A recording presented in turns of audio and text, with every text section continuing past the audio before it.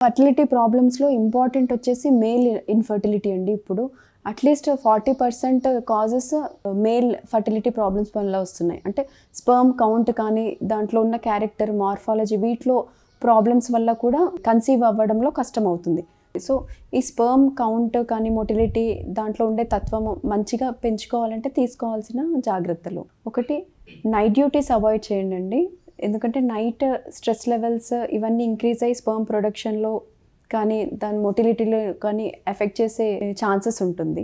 And second thing వచ్చేసి మీ సప్లిమెంట్స్‌లో vitamin C, vitamin E, CoQ10 ఇలాంటివి యాంటాక్సిడెంట్స్ కొన్ని సప్లిమెంట్స్ ఉంటాయి. మీ డాక్టర్ గారు కానీ రాసిస్తారు. మీరు ఓవర్ ద కౌంటర్ కూడా తీసుకోవచ్చు. దీనివల్ల ఏమంటే స్పెర్మ్ మొటిలిటీ ఫ్యాక్టర్స్‌ని పెంచే అవకాశాలు ఎక్కువ ఉంటాయి. అండ్ మీ ఆఫీస్‌లలో లేదా ల్యాప్‌టాప్స్‌లో వర్క్ చేసేటప్పుడు అది ఒళ్ళో పెట్టుకొని వర్క్ చేయకండి. ఎందుకంటే ల్యాప్‌టాప్ వల్ల జనరేట్ అయ్యే హీట్‌కి ఈ స్పెర్మ్స్ అనేది ఎఫెక్ట్ అయ్యే ఛాన్సెస్ ఎక్కువగా ఉంటుంది.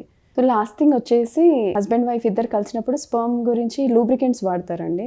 కోకోనట్ ఆయిల్ కానీ అట్లా ఓవర్ ద కౌంటర్ లూబ్రికెంట్స్ అవన్నీ వాడకూడదు. కొంచెం స్పర్మిసైడల్ అంటే వీర కణాలను చంపేంత తత్వం ఉంటుంది. సో, అప్పుడు ప్రెగ్నెన్సీ అందే ఛాన్సెస్ తక్కువైపోతాయి. ఏమైనా డాక్టర్ మీకు లూబ్రికేషన్ ప్రాబ్లమ్ ఉందంటే doctor prescribed water based lubricants ఉంటాయండి. అవి వాడితే బెటర్‌గా ఉంటుంది. చాలా మందికి రిపీటెడ్ అబార్షన్స్ అవ్వడము, మిస్‌క్యారేజెస్ అవ్వడంలో అవగాహన ఉండదు. ఎందుకు ఇలా అవుతుంది అనేది. కానీ one of the major cause వచ్చేసి స్పెర్మ్ క్వాలిటీ త్రూ ఎఫెక్ట్ అవుతుందండి. సో, సీమెన్‌లో స్పెర్మ్ క్వాంటిటీ కానీ, మొటిలిటీ కానీ అంతా బాగున్నా కూడా క్వాలిటీ ఇది అనేది ఒక చెక్ చేసుకోవాలి.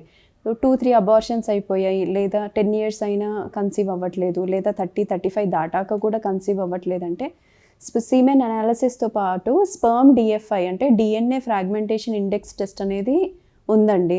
అది చూసుకుంటే దాంట్లో ఏమంటే స్పెర్మ్ జెనెటిక్ మెటీరియల్‌లో ఇంటిగ్రిటీ అంటే ఏమైనా ఆ DNAలో లోపాలు లాంటివి ఏమన్నా ఎంతవరకు ఉన్నాయి, ఎంతవరకు ఇంజ్యూర్డ్ అయి ఉంది, దాన్ని ఎలా సరి చేసుకోవచ్చు అనేంత వరకు మనకి తెలుస్తుందండి. So, sperm DNA fragmentation test అనేది ఇంతకుముందు చెప్పిన ప్రాబ్లమ్స్ ఉన్న వాళ్ళ కపుల్స్‌కి చేయిస్తే కొంచెం ఇన్ఫర్మేషన్ తెలుస్తుంటుంది.